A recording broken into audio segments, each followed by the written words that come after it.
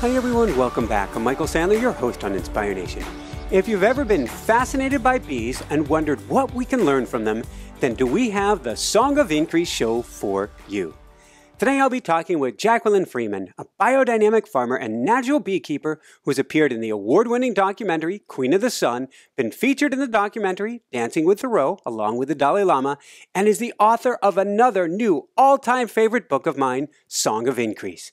And that's just what I want to talk with her about today, about listening to the wisdom of honeybees to tap into consciousness and for a kinder, better world. That, plus we'll talk about honey facials, the waggle dance, bees in your jeans, why you don't want to check on the bees the day after Independence Day, why squash flowers are such a riot, and what in the world bee gymnastics has to do with anything.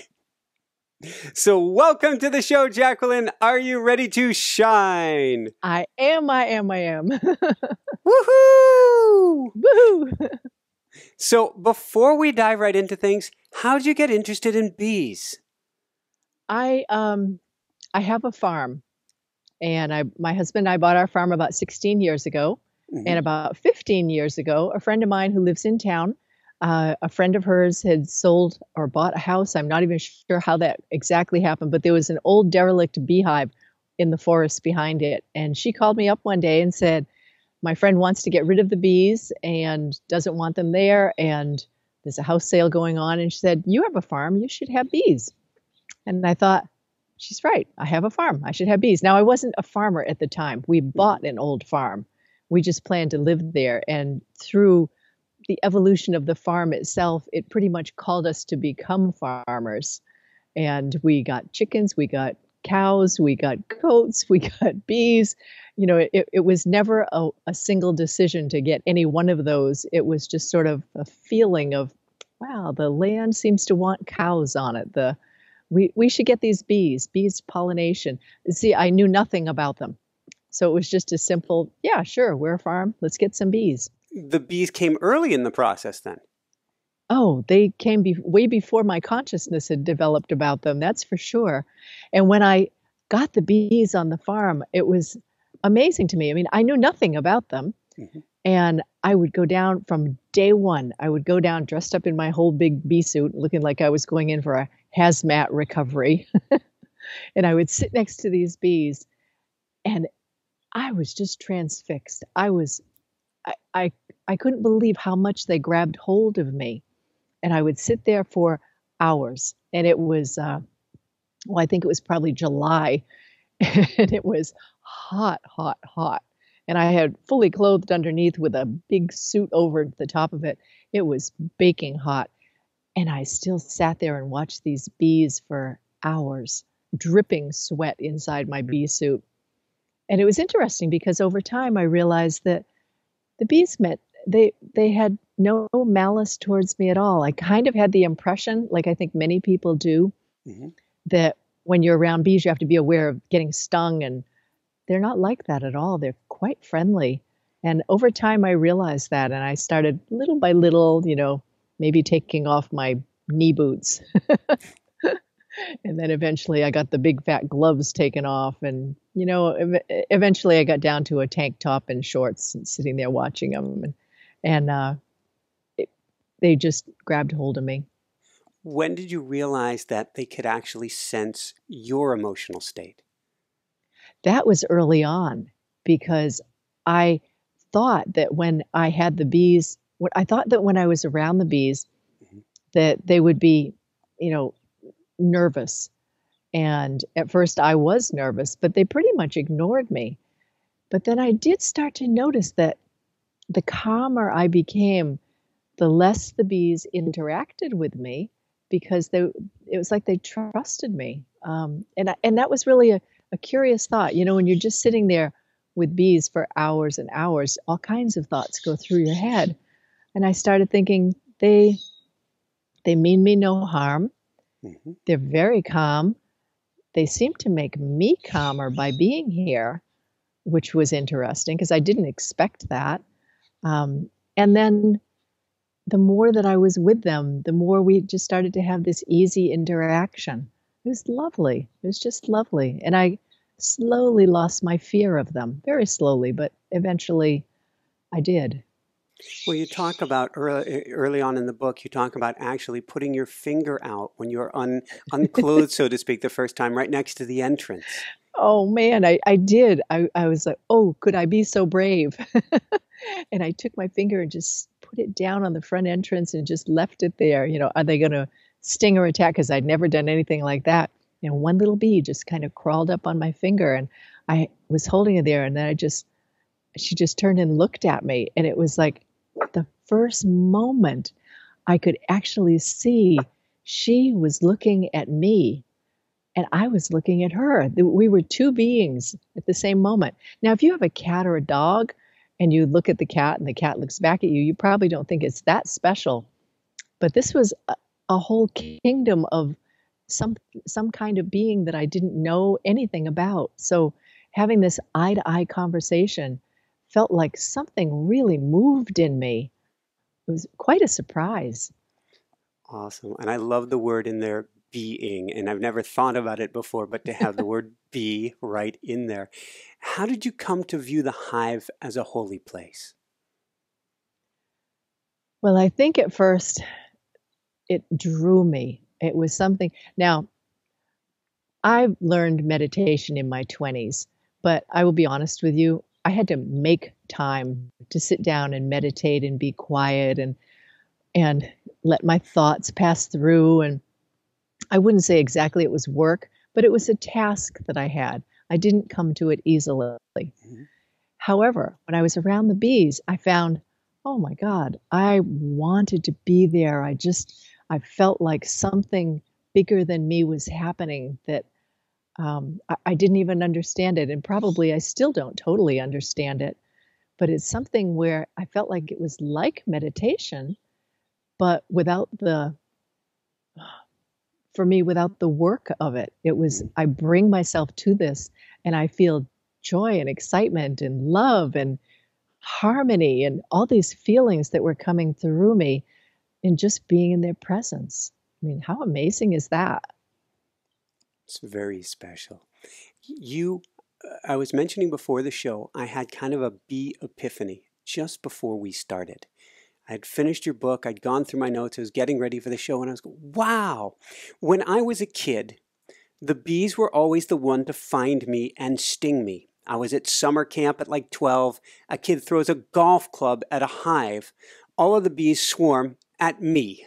And I get stung a couple dozen times. My grandfather sees a beehive in a stone wall. He grabs a spray can in the middle of the day. It says, don't spray in the middle of the day. He sprays. They come and find me. This continued. I was terrified of bees. I EpiPenned my mom once, who does go into anaphylactic shock, and when I was, I think, visiting home from college, I didn't have the greatest experience, and I was terrified of bees. Over time, something changed. I remember the first time that I pet a bee. It's up against a tree, and I asked, do you mind if I pet it? And it was so soft and fuzzy. Before my second NDE, I was out hiking by Lake Tahoe, and a bee came, and we have photographs, and it spent, 20, 30 minutes on my leg. And just hung out with me, and it wasn't but a half an hour later that I had stopped breathing, and we're waiting for the helicopter to try to save my life. It was hanging out with me in the most aware, conscious, present manner. And ever since that time, bees find me to hang out on me. Oh, that's so lovely. And that's a real shift in your presence too. When they go after someone to sting, it's because they're fearful that person would do something unexpected, which may cause harm to them. So often that's what I find. Sometimes it can be a smell around somebody. Some bees don't particularly like the smell of perfumes or shampoo that's flowery. They come and investigate, and then if somebody starts flailing, then flailing is definitely a danger sign to a bee. So yeah, but you must have transitioned into some different aspect of yourself that allows you to be more present with them, and then they trust that. That's my experience anyway. when I lived in Boulder, Colorado, they used to come in all the time into my what do you call it, home, for lack of another term, and I would talk to them. This sounds really, well, it might not sound really crazy to you. I would talk to them and say, "I'm so glad you came to visit, but there's nothing for you here. It's not a safe environment for you." And the darn things would actually, beautiful things would actually leave. They're smart. They listen. They do. So let's dive into this. First off, what are bee songs? When I started listening to the bees and hearing them, I realized they had many different songs that they sing within the hive, and they all have different purposes. They have the songs of harmony. They have the song of increase, the name of the book. The song of increase is when in springtime, everything is in perfect relationship to everything else. There's plenty of baby little bee eggs laid in the comb to be turned into new bees. There's plenty of pollen to feed the babies. There's plenty of honey and nectars that they're changing the nectars into the honeys. There's a correct number of bees. There's plenty of forage out here for them to go and gather. Everything is perfect. And they have this song. It's like this contentment. And it's an interesting song because you hear this, and it has this wonderful pitch to it. But at the same time, it has this like feeling of industry to it. We are working. It's like songs you would sing together with people that you were working with, especially working outdoors. I think of them like that. There's the Song of Increase is probably my favorite one. They have songs of protection. Mm-hmm. When another beehive comes to see if their front door is weak or strong, there'll be a song of, it's like a song of assertion, a song that actually says, "We are coming to conquer you." And then there's the song of defense on the inside, and you'll hear a different pitch that will come from the bees inside going, "And we are defending our front gate against you." There's songs that the drones sing to the baby bees as they're being born, the song of creation that tells all of the history that's come before of bees and all that goes out into the future. There's the song of the industry that the female bees on the inside are all making as they're doing all the different tasks. I mean, it's just a litany of songs. Wow. And I can remember when we lived back in Boulder, this woman who was a beekeeper just north of Boulder, Colorado, she gave Jessica, my wife, she's the producer, she gave her a CD of a bee song. And it was similar in a way, but different to listening to Om, and incredibly, incredibly soothing. Oh, isn't it? You know, there's two things I want to say about that. Remind me if I don't get to the second one, the Om. But the other one is one of my friends. We have some downloads, and she downloaded one of the Song of Industry, and she wrote me an email 2 days later. She said, "This is the funniest thing." She said, "I put it on in the living room." She said, "And my two kids," and they are not children who normally do this, "my two kids got up and went and cleaned their bedrooms." Cool. She said there had to be something in that Song of Industry that the bees were doing that inspired my children to go and clean their room. She said, never happened before. About the Om. When I first asked the bees about what bees conventionally are called workers, the female bees, they do all the tasks of the hive. The drones are responsible for mating with the queen. Mm-hmm. And the other thing is, and the part that's not as known, is giving that song to the baby bees as they're being born, the song of the future and the past. Now, the worker bees, the females, my friend Mikkel Thiele asked me one time, he said, "I can't imagine that they call them worker bees. That sounds a little disrespectful, really?" So I asked them one time, and I would go into this meditative space with them, and I would ask, mostly I didn't ask questions. I mostly listened for what they wanted to share with me. But this time I did ask a question. I said, "What is it that you call the female bees?" And they didn't answer my question. They went off and explained to me something about how sound works. And then the next day I asked again, I said, "What is it you call the female bees?" And then they explained another aspect of how sound works in space. And I thought the third time I went back in, I said, I'm not going to ask. They obviously aren't interested in telling me. And instead, they explained what it was. But what they had to do was first explain information to me so that I could understand the answer. The answer is that the word that they called the female bees is the sound of Om reversed. And they said it's reversed because bees start inside of the hive, and they eventually, when they're 16 days old, they move to the outside and the bigger outer world. As humans, saying the word Om, we are individuals and we are present in the world out here. It takes a lot of work for us to bring our consciousness interior. And that's the word Om, is this, oh, here's the outer world, and we bring it inside ourselves. With bees, they said the female bees who do all the tasks, it's exactly the opposite. The Om begins in the whole interior place where they all live together. And eventually, as the bees mature, they come to the outside. So it's the sound of mwah, and taking the Om very expansive outside. Oh, it's beautiful. So I understood then why they had to explain how sound worked in different ways so that I could hear and understand that answer. Thank you so much. I want to dive into understanding more about their song of unity and what we can learn from the bees as far as interacting ourselves and consciousness. But before we do that, we'll step back. When did you start being able to communicate with them? And was it a hearing? Was it an automatic writing? What does the process look like for you? It was unexpected. Let me preface it by saying that when I first started with bees in the early 2000s, the internet wasn't around at the level where you could have discussion groups. You couldn't Google something to get an answer.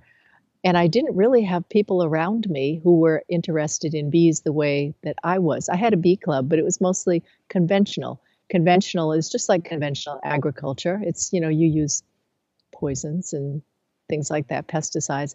Well, my farm is organic. We're actually biodynamic, which is even more extreme. And in that, and beautiful, I might say, because I you. lived on Maui for years, right by a biodynamic farm where they do have many, many bees, and it is phenomenal. Beauty is one of the aspects of biodynamics, and I love them for that. Anyway, I started, how do I take care of these bees? There's nothing, there were some books out, but not very many. And when I was kind of throwing my hands up saying, well, I go to my bee club, I went to bee school, I learned things that I knew I was never going to do. I would never treat my bees that way. I would never put poison on them. It would seem silly to me to say, here, look, I have this extraordinarily beautiful, expansive farm. Everything on the farm is organic and healthy, except for the bees, and I put poisons on them. I mean, how could I say that? How could I do that? So I would sit next to the bees and I would say, I want you to have the best life possible. What can I do to help you? How can I do this? And I would sit there for a long time. I would sit there and just say, I'm willing to do absolutely anything. You just need to tell me what to do. And frankly, I said that for years without really realizing what I was asking. It was just, I have no place else to turn. I want to do good by you. Help me out with this. About 6 years in, I think it was, one morning I was doing some semblance of a meditation. It was mostly just quieting my mind in bed before I opened my eyes. And I just heard a voice and it started to describe something. Well, I have a journal. I keep it next to my bed. And I picked it up and I started writing it down. And it was about bees. What was interesting was it was information about bees that I had never heard or read anywhere. It was about the nature of bees. And there were no books about that at the time. And so I wrote it down, and that was curious. And then a day or two later, the same thing happened again. And man, the floodgates just opened up. Sometimes I would hear it spoken. Sometimes it was like reading poems off a page. I would write it down.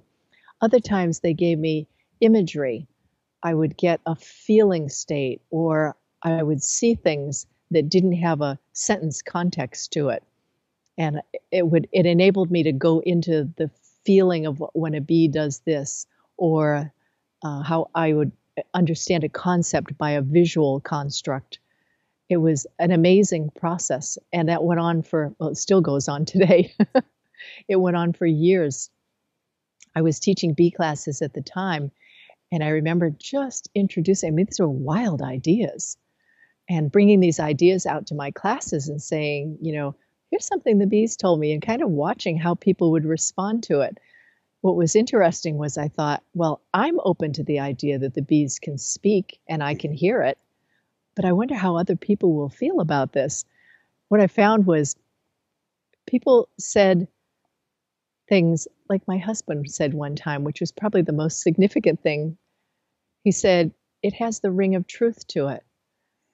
And that's how I felt too. And I realized that other people, when they heard this, even if you didn't know a lot about the bees, there was an understanding of how they fit in the role of the world, the great larger world, that made a lot of sense. Thank you. So let's go from there. How do bees see themselves, and how do they see their role in the world? Well, as I said, as humans, we're individuals, and they really don't have much of a concept of the individual. They see themselves as what they call a unity, and they have a unity consciousness. What that means is every bee in the hive is aware of what every other bee is seeing, feeling, doing, which is amazing. For example, when they swarm, there'll be 30,000 bees in the air, and they'll be in an area about, let's say it's 20 feet wide by 20 feet high. And all these bees are flying like this in every direction as fast as they possibly can. And the hive is actually moving. So they're moving as a unit. I can stand in the middle of that swarm, and no bee has ever bumped into me, ever, ever. And I've stood in the middle of, I don't even know how many swarms at this point, this many years later. Every bee knows where every other bee is. I mean, imagine that, 30,000 of you in a 20 by 20 by 20 space, and no one bumps into each other. I mean, if you got 100 people together in a big backyard and said, everybody run, of course we'd all bump into each other. So they have that unity consciousness where they have a consciousness of everyone. It expands too. When one bee goes somewhere, what that bee sees visually is translated back to the unity of the hive.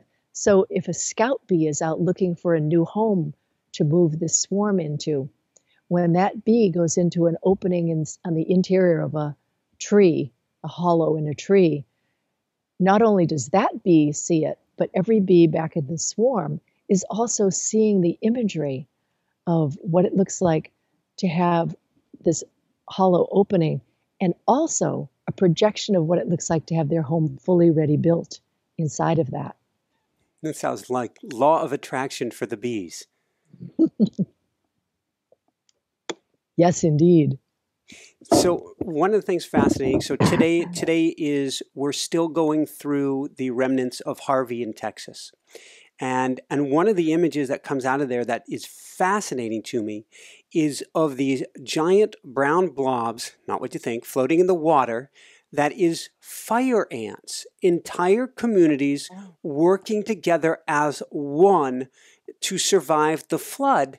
And it is as if it is one superorganism, one being, which brings me to the being of, or superorganism, I'm sure I'm pronouncing that wrong, of bees.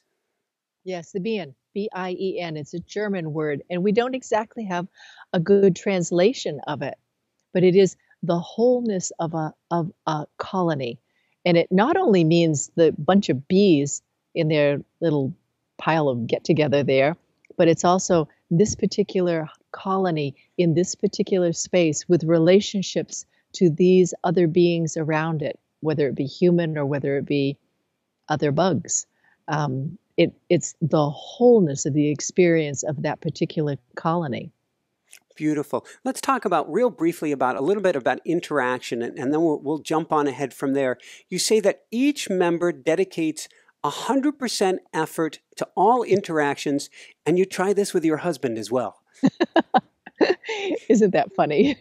Yes. I realized one time I was doing something in the hive and it was a hot day. I shouldn't have been in there in the first place. I was checking on something. I was doing the muddly little stuff that humans do when we think we're helping and we're really not.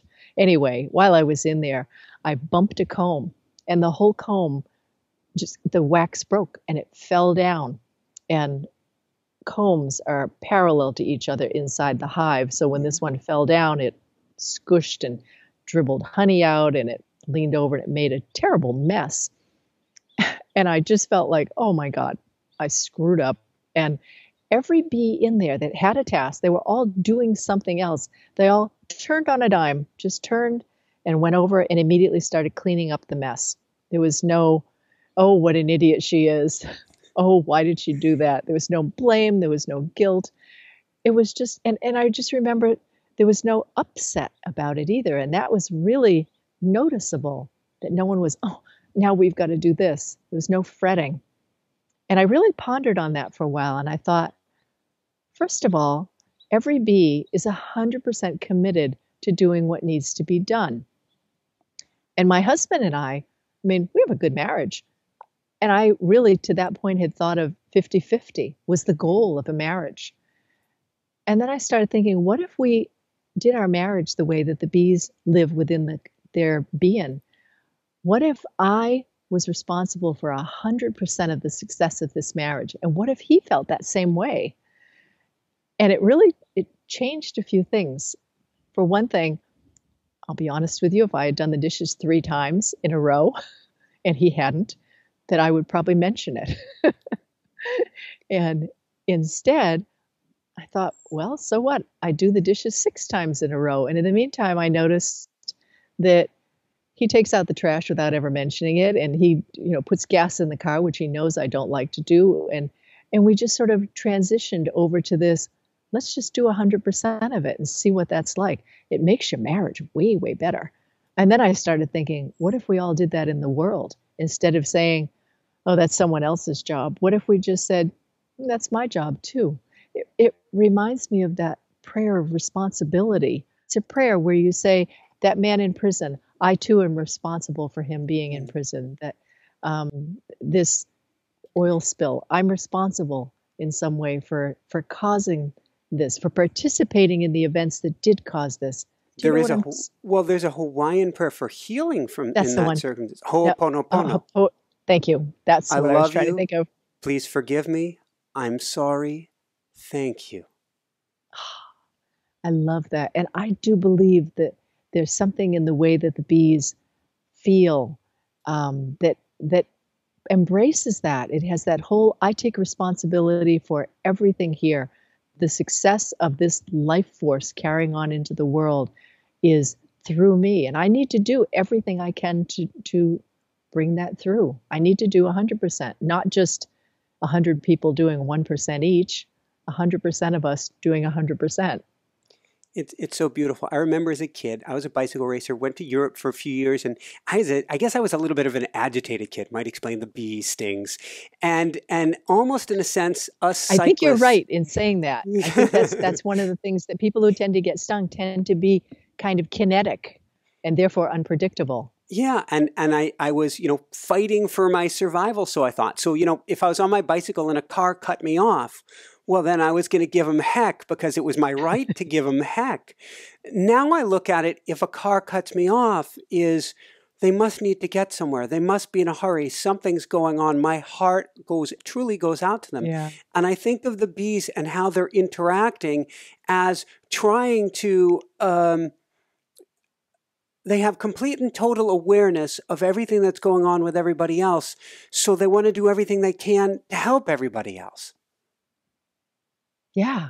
How beautiful is that? And the fact that they understand, they have the full perception of every other being within the bee community. I just find it astounding. They do a thing. And you mentioned about the gymnastics of the hive. Unbelievable. When they move into a new hive, and let's say there's little bars across the top, and they're going to build some comb down here. And this only happens, by the way, in hives where you just have a top bar. You don't have a full frame. Conventional beekeeping uses full frames. So there's not, and often they'll put a sheet of plastic with kind of a pre-pressed imprint of comb, the little hexagonal hexagons, and bees just fill in the blanks. That's not letting a bee do what a bee wants to do. In the treatment-free hives, the more natural hives that we use, we just put a bar across the top and let the bees do it. So if you have that kind of hive, you get to see something really special. The little bees will come out, and one bee will stand over here and kind of use its body and measure, and then another bee will take its hand and measure another space next to it. And so what you end up getting is this bar across the top with a whole bunch of bees, all like, they look like a necklace.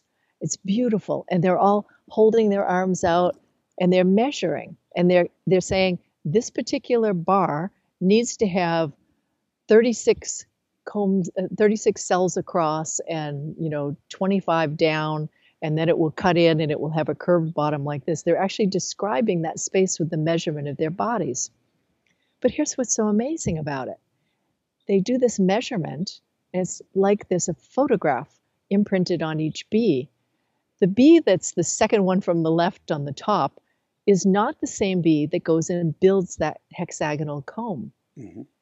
That bee comes in from elsewhere, reads the print that's present in the unity consciousness, their mind, and then begins doing what needs to be done. And it's like they've already seen the architect plans, but they're not the same bee who did the measurement. And when they build this, you can have two groups of bees coming right side and left side, building comb, and they get to the middle, and then it just matches perfectly. It just goes right together. Now, I think of this like I said, my husband and I, we get along pretty good. We do a lot of projects together. But if I started building something on this side and he started on that side, it would not come together in the same way. That consciousness where they see and understand everything happening all together at the same time, I find that just remarkable that they have this in their consciousness, and then they make it manifest. Amazing. What can we learn about, there's so many directions I want to go on consciousness, and that's kind of my theme today. What can we learn from them about consciousness or about plugging in ourselves? Well, the unity, I think, is probably the most primary thing, because if we were to act that way in the world, I think the whole world would be different. There would be no self-serving, make a greedy profit.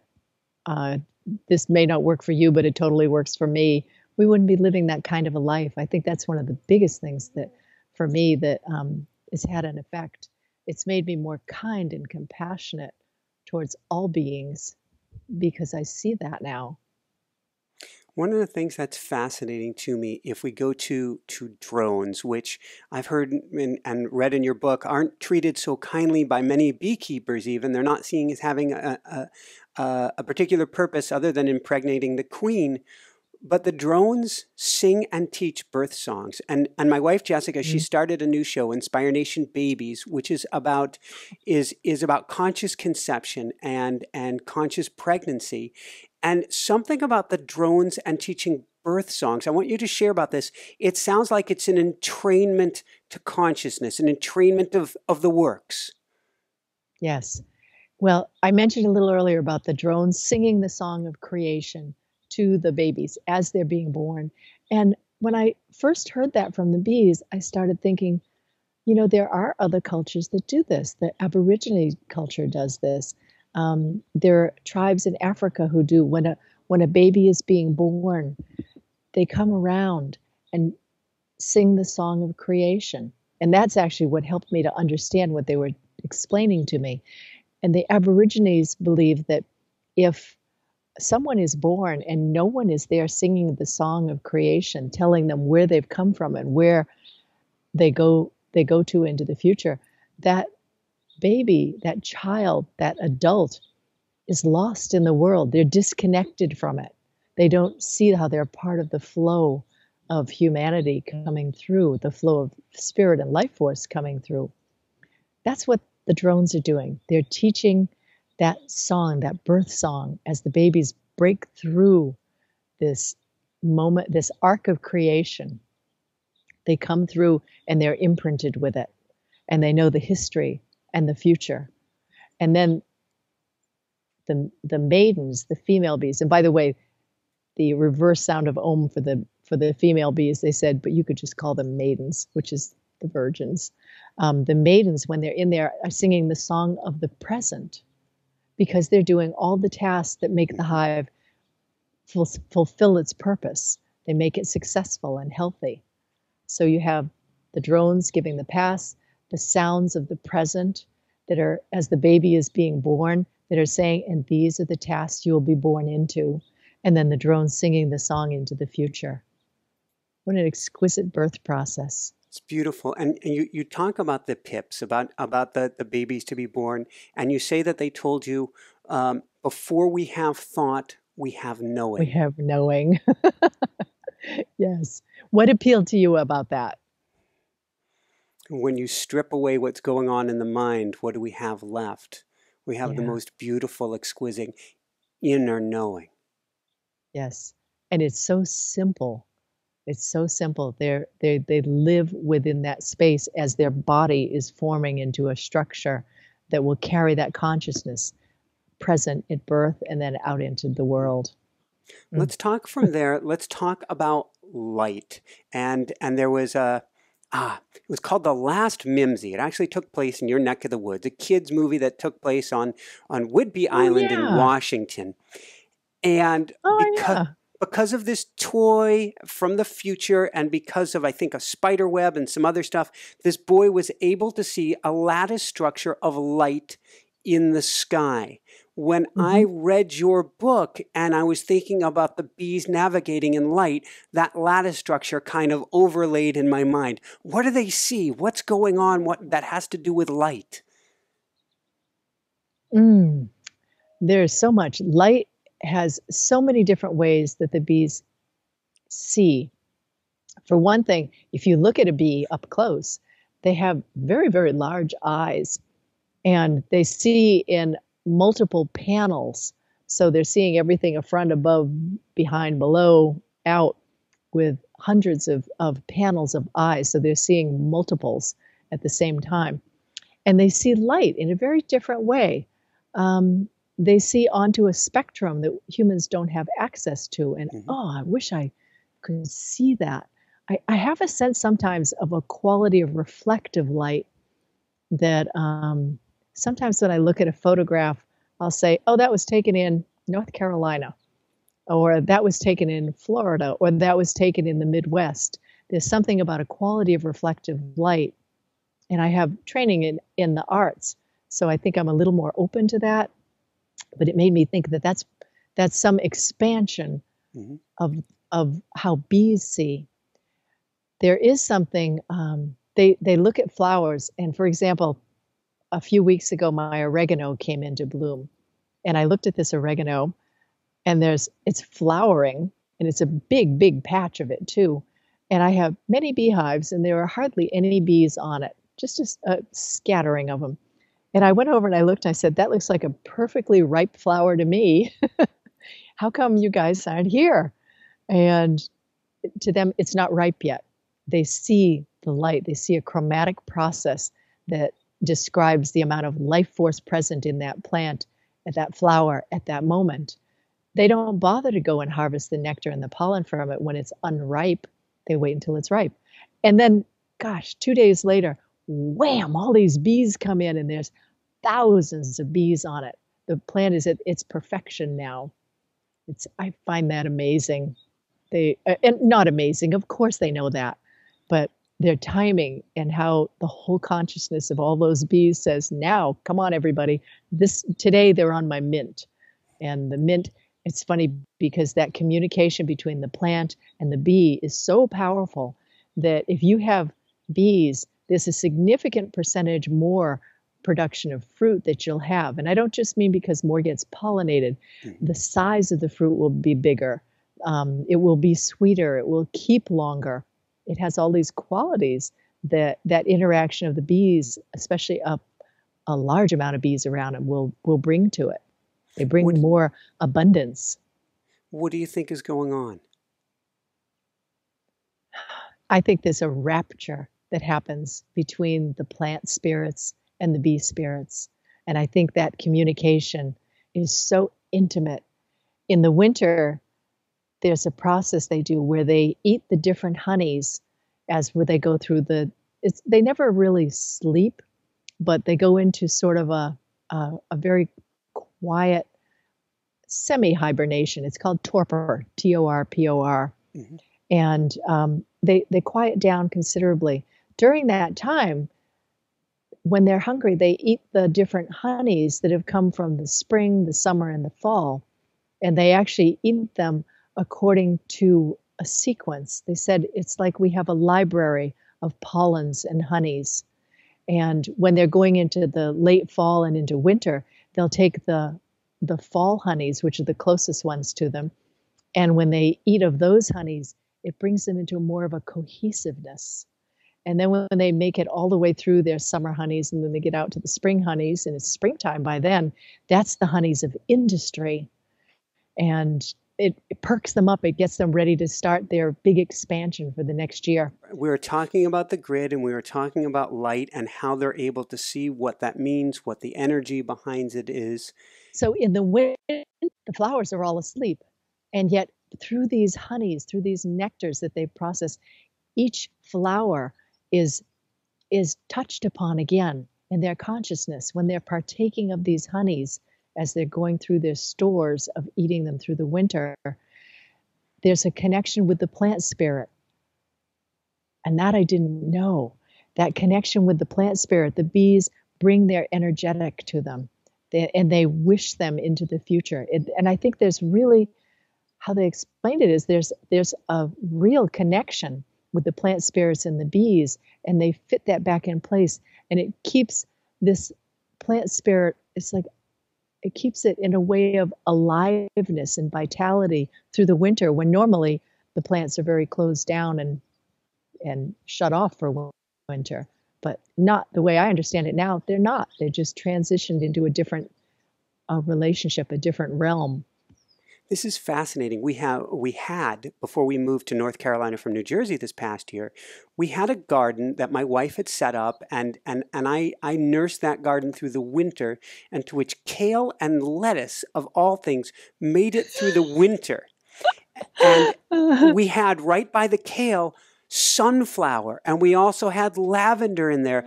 And now you've got me thinking that maybe different flowers and the bees that came into this garden helped that make it through.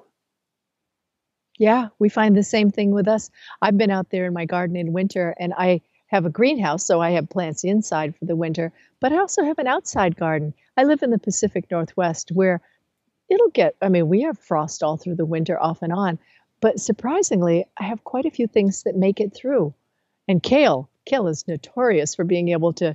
One time I went out into the garden and it had just a half inch of, it's called rime, R-I-M-E, a half inch of ice around the entire plant. And I went, well, thank you, but that looks about the end of you. And then the next day, the sun came out, melted it off, and it was kind of like it went, okay, now let's get to work. Are there flowers that we should, and I was fascinated by your discussion on colors, flowers that we should plant or have around our homes to help the bees, and why is that important?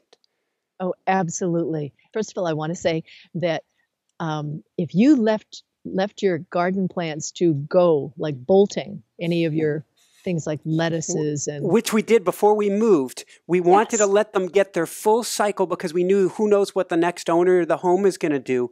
But we wanted them all to go through that full cycle for the bees, for the plants, for the pollen, for everything. Your intuition was absolutely right on. And what I find, like right now I have lettuce that's bolting. It's August. Lettuce is bolting. It's suddenly, 4 feet high. Yeah. It just goes... Yeah, it goes up. And I have lettuce plants outside my greenhouse right now that have bolted a ways back from this, and they're about 6 or 7 feet high. They're about 3 feet wide. They're filled with those beautiful blue flowers, like what's behind you in the image there. Beautiful blue flowers, and it will bloom till frost. So when you're planting anything in the garden, I encourage you to let everything go to flower, because the bees, oh man, they're so happy about it. Color-wise, they love blue flowers. Blue is their favorite, and anything from the lettuce family is chicory, and that's a blue flower. Mm-hmm. And next is purple. Then they go to white and the yellows and the oranges, and then eventually they get to red. Red, not so big a deal for them. I think it must look different on their spectrum as it is. And they have, when they're drawn to flowers, they're drawn to flowers that they recognize. So bees are in America. They were imported from Europe. So whatever came across with the settlers as flowers, they'll recognize it. When I first had bees, I planted great big Asian lilies that were just dripping with nectar and filled with pollen, and my bees didn't have 2 minutes worth of time for them. They just kind of looked and went, nope, we don't know what that is, and they moved on. So I dug them all up and gave them away and planted more things that bees like. If you just have even a small area, you can plant things for bees. Two things about it. One is, first of all, the thing to plant that I highly recommend is medicinal herbs. The medicinal herbs are, they're really potent in terms of medicine, and the bees do make their own medicine. They're alchemists. They make their own medicine. And when they do this, every herb that you can plant that's a flowering herb has some content of medicine that may be useful to them, and they'll take advantage of it. So lavender and rosemary and oreganos and marjoram and everything that has a medicinal herb that has a flower, that part of it. And something else I was going to say, about the plants that they recognize. The second thing is that when you plant them, it's actually better to plant a clump of one particular thing than it is to plant one rosemary plant and one lavender plant and one oregano plant, because bees come and they want to pollinate. They want to visit, each contingent that comes out wants to visit that particular family of flowers. So if they're doing lavender that day, all of that group will be coming to do lavender. And sometimes I'll hear people say, well, I have lots of flowers around, a lot of different kinds of flowers, but hardly any bees. I think because some bee is looking at that and going, that's a long ways to go for, one little plant. So you actually want to plant clumps of rosemary or clumps of lavender. I love it. I've got another crazy question. So many fun questions coming up today. When we lived in Maui, we had a giant saguaro cactus, like grandma cactus. And it's supposed to have flowers, I believe, just once a year. It's just a tiny bloom, and it's very fragile that way. And we send love to our bees. We're kind of nuts about this. And we send love, and that plant flowered like crazy. It was the most amazing thing. And I have to wonder if sending love to your bees has a benefit. I would just say a simple yes.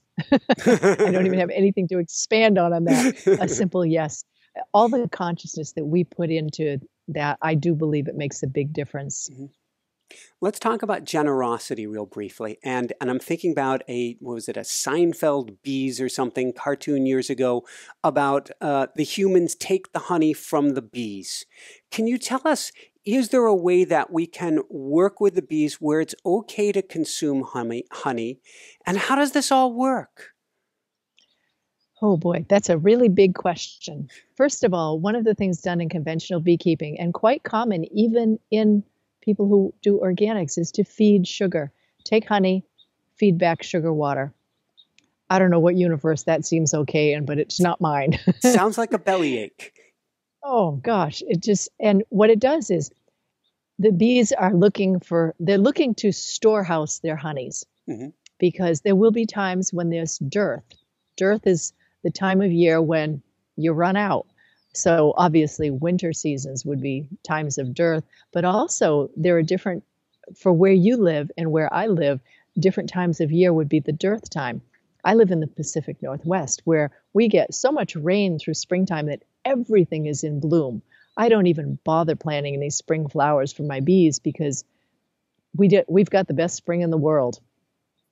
If you live in New England, so for me, actually, we run into a drought in mid-July through August and into early September. We could go 100 days with no rain. So that's our dearth time. So I plant flowers that are going to bloom in that dearth. If you lived in New England, you'd actually have a lot of fall flowers, but not so much in the spring. So I'd put my focus over to that side of it. The honeys, when you feed the sugar back to the bees, well, it's not, they said what it does is on a scientific realm, it changes the pH of the bee's belly, and that microbiome that's internal in the bees suddenly has a different acid alkaline balance, and it gives them a tummy ache. What they said to me that was even more important, though, is as a human, we would think, oh, it's okay to take all the honey and then we'll just feed them back sugar and, the bees are still alive. That's fine. They're not still as healthy, but they can survive. What the bees said is, honey is food made in prayer. That's one of my favorite lines that I've ever heard from them. Honey is food made in prayer. Every moment of that industry that goes into it is done with a heartfulness and a love. I am providing for my sisters and brothers. I love that. So when we take honey and we just indiscriminately use all of that honey for slathering it on toast and baking with it and things like that, we're not really being considerate of what a gift it is. I've come to realize, and I came from the part in the beginning where I took a lot of honey. Now I think of it more like it's a sacramental food. I don't slather honey on my buttered toast anymore. I just take a little tiny bit of it, and I think it took 10,000 bees, 10,000 trips to the flower to make this little quarter of a spoonful that I've got here. I need to be more respectful of it. When I dip a big glop of honey into my hot tea, I just heated up all the nutrients and vitamins that were in there and just turned it into something that's pretty close to sugar. If you bake with honey, it kind of turns into a sugar instead of a honey. So it doesn't become that healthful food that a spoonful of raw honey would be. With the different honeys, too, they have different tastes, they have different qualities to them. But I think the most important thing is we need to be more respectful of it and not be encouraging beekeepers to get the maximum amount out of the hive that they can. That's factory farming bees, and I really do have a problem with that. It just doesn't seem, I know it doesn't seem right. It isn't right. I know in the first years I had my bees, in my unknowingness, I took too much honey out of there. I know I did. And I've come, oh man, so far now, because now I don't cook with it or drink it in my tea. I use it as a prayer moment and being respectful of all that prayerful industry that's gone into it. But the other thing about it is that am more and more I'm coming to believe this, that the bees, they don't just plan for this year, they plan for the future. Mm-hmm. And they have a capacity to see into the future. So what you'll find is beekeepers go, what an incredibly fabulous honey year this was. Oh, we got so much extra. We took a lot off of it this year. And they'll take it off and they'll leave the average amount that whatever that beekeeper leaves. But then let's say the next year is a dearth year. Well, that hive would have had extra, so that 2 years later when they come into dearth and there's a hardship around finding enough forage to make enough nectar into honey, they come up short. And that's because we took too much. And we have to be able to understand that they do have the capacity to see well into the future, that they can say 3 years from now, I want to stockpile this. So yeah, I've kind of come a bit of a ways on it. And I think if anything, I encourage people to use much less honey, but use it as a sacrament, use it as something. I'll take a taste of honey before I do an interview and ask in this prayer, come through me, speak through me, and enable me to say to all that are listening, what is most important for us to know of you. And that way I feel like I'm taking something into me that works through me. As did I. I never have honey before an interview, but I did today. I felt it was important, but very, very little. Mm-hmm. A few last questions here. This is such a beautiful interview. First off, I want to take care of the bees. What's a bee watering station? Oh, you picked my, oh, I love bee watering stations. Anybody, you don't have to have bees, can have a bee watering station. And I make them out of all kinds of things. I go to the hardware store and get a little $20 bird bath and stick it up. And instead of having it just be a bath for birds, I fill it with water, but I put little pebbles in it and some seaweed and a flower or two that I pick that day. And then the bees can come and stand on the little pile of pebbles and stick their little tongue down and suck up the water and carry it home. There'll be a contingent from spring to summer to fall. There'll be a contingent that goes out frequently. And that group of bees is the bee water gatherers for the day. And they're bringing it back, and they use it not just for thirstiness, but they also use it to cool the hive and keep it at the right amount of humidity to enable the baby bees to develop correctly, as well as keep the temperature right. So, these bee stations, we have big ones we make, stock tanks that we use for our cows, and I put irises in them and, pond lilies. Anybody can make one. You can take a planter, the thing you put underneath a plant, the round, shallow dish that you would use to catch the water when you water it, and just make that into a bee watering station. And I go by every morning and I check my bee watering stations, and I can easily lose 40 minutes just checking out my bee watering station, because you can stand up close to them and there's no danger. They have no interest in harming you in any way. And I think it's a good way for people to get very comfortable being around honeybees. And you'll also see a lot of native bees will come in. Everybody benefits when you have a little watering station out there. I'm so glad you asked me that, because it's such a simple thing to do and it means so much to the bees. But you do have a responsibility that once you get started with it, keep watering it, because they come to rely on those stations. So you got to make sure on the hot days, put it in the shade and make sure it stays full. Makes sense. I love the epilogue of your book. I am always trying to rescue bees, particularly wayward bees that are down by the ocean and look like they're going to get washed away. They've lost their way. But I didn't know, and I would pick up a bee, and I've been known to carry them as far as a mile, which probably isn't a good thing. I'm looking for a flower to put them in for the night. Fine. But there is a way that we might be able to save them through the night, and does that matter? To me, every bee matters. Every bee matters. Yes, I have what I call a bee overnight. It's a little overnight jar, the little bee sleeping jar. It's a mason jar, and what I did was take a piece of wax comb and put it inside of there. And sometimes a bee gets lost, or let's say it's in my house.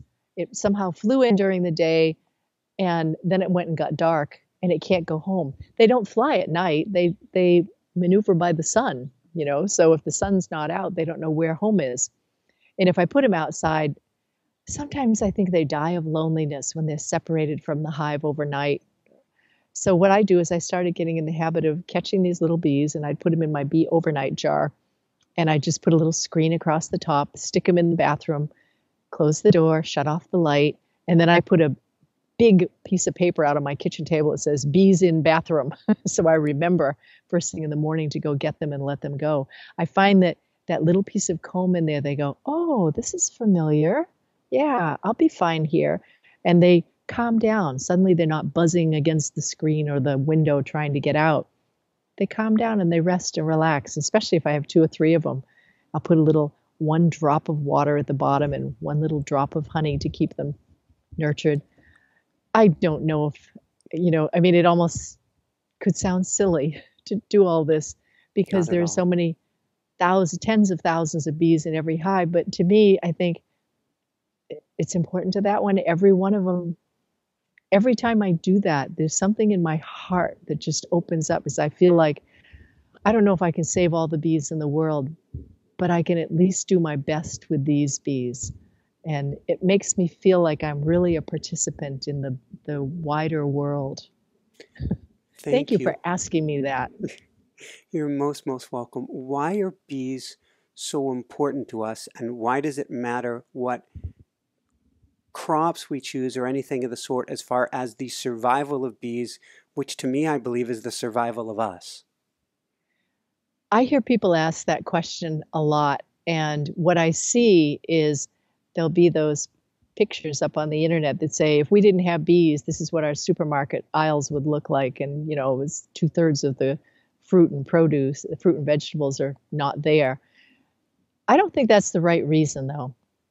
I don't think it's important for us to save bees because it saves the future of humanity. I think it's important to save bees because bees are important in and of themselves. Their value should not be related to me as a human and what use I get to them. You go back right back into that factory farming model again of what's the maximum I can pull from these. They don't pollinate and make honey for humans. That's not their makeup. They do it because it moves the universe forward. It moves the entire world forward. There's an intimacy that they have with the core of creation. And I believe all these tasks that they do as part of their daily life are things that are crucially important to the evolution of the world. And in the book, I do talk about that, about how they move the world forward. And that's a much longer discussion. So what would be the Cliff Notes version? I was going to ask, are they living each moment in prayer? This kind of goes beyond that. Well, for example, one piece of this would be the place where the bees mate. Mm-hmm. Every morning at 11 o'clock, the drones will fly out together and they'll go to this place up somewhere. Like it's called in science, it's called the drone congregation area. Mm-hmm. The bees actually call it a scarp where they go to. It's an elevation about 500 feet up somewhere. And all the bees from all the different hives, they all know where that is. Well, of course they do. They have these eyes that see light in a different way. And what they're seeing is a quality of light in this what they call a lumen, Lumen. And it's a opening of light that opens up to the sky, to the sun, to the stars, to the universe. An hour later, the unmated females, the queens, come out, the virgin queens, and they fly off to that same scarp. They see that lumen of light coming out of the earth, and their mating takes place in there. That's an earth, they explained to me, that's an earth acupuncture point. Wow. And the stimulation of the males and the female bees mating in this particular earth acupuncture point, this lumen of light that comes out from the earth, is part of what causes it re-stimulates every spring the growth processes of the earth. Wow. And in the meantime, there are companies that raise bees that if you want to order a package of bees, they call it, it will come with a pre-mated queen who's been mated with artificial insemination, which is a travesty. It's just, and this bee didn't get to take part in this incredible connection with the earth and the skies and the sun and this stimulation that brings the world back into life again. I mean, there's so many things like that they have functions in that we're just oblivious to. How we're so human-centered that we think that the world revolves around us and our needs. And sometimes I think, we humans, sometimes we do damage on a scale that, can that ever be fixed? Luckily, there's many people, like hopefully those who will be listening to this and speaking with you and all the people who hear and take this kind of information out, that have such good hearts, that I find this really exciting to be able to carry information out through something like this, because I know people will be listening to this who do carry out good, wonderful things in the world and do our human part to carry the world forward. Woo! So thank you so much. A few quick wrap-up questions. First off, I always am wearing my coaching hat. I want to put it on you today and say, what one homework assignment would you give people today to learn from, to connect from the bees, anything related to this? I would tell them to build a watering station and then go out and observe who comes. Just go out and be, even observe is a funny word for it. Go out and look, but just go hang out next to it and see what a harmony of sharing can be just when you sit up a little lawn chair right next to this bird bath and watch who comes to visit and thank them all for being there. I think that does something for the bees and everyone else, and the dragonflies and the butterflies and the moths, but it also it brings us together in a common space, and I think that's really important. And most people don't get enough common space time around bees to know how wonderfully lovely they are. Awesome. And my wife, Jessica, producer, she always wants me to ask a question for parents and their kids. So what can we do to help parents with their kids and bees today? They make little bee suits that are just this high. And you can, when you're teaching your child to be around them, if you have anxiety, then you would wear a suit, in which case you would start out with your child with a suit. But there are all these Waldorf schools, for example, that have, there's a Waldorf school near me in Portland, and they have beehives there, and they teach the children, they're not wearing suits, they're learning to pick up little bees on their fingers, and they're learning how to put out water stations for them and plant herbs for them and be around them in a way. Those children have no fear of bees, no anxiety at all. They're quite comfortable. It made my heart sing to be around them and see that some people are raising their children this way, that bees are a part of our world and we get to share space with them, and we don't have to have fearful ideas. Woohoo! So what personally brings you the greatest happiness, or what I call the woohoo factor? The connection, deep, deep connection, just being in the same space, being present with them.